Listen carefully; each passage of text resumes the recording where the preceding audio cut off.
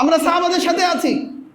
আর যারা সাহাবাদের সাথে থাকবে, আল্লাহ নবী বলেছেন মা আনা আলাইহি ওয়া আসহাবি, এটাই হলো নাজিয়াদের দল, নাজাত প্রাপ্তদের দল।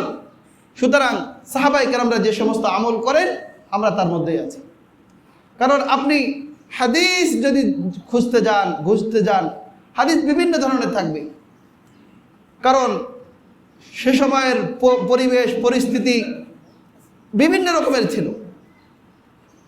তো সুতরাং যে কোন হাদিস অনুযায়ী আমল করা উত্তম হবে এটার ব্যাখ্যা নিতে হবে কার থেকে বলেন? সাহাবায়ে কেরাম থেকে।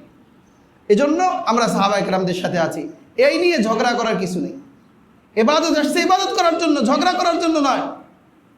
কিছু ভাইয়েরা বুঝে না, ঈদের তাকবীর 6 তাকবীর হবে নাকি 12 তাকবীর হবে, এইটা নিয়ে তুফান।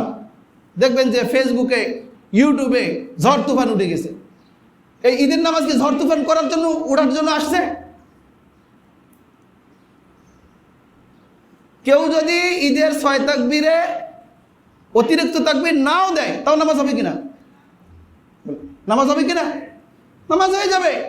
এই 6 তাকবীর তো কোনো ফরজ কিছু না। অনেকেই সুন্নত বলেন, আমাদের ফিকহে হানাফির মধ্যে ওয়াজিব বলেন। যেহেতু নবী আলাইহিস সালাম তাকবীর দিয়েছেন, আমল করেছেন, এই হিসেবে ওয়াজিব, তো নামাজ তো আদায় হয়ে যাবে।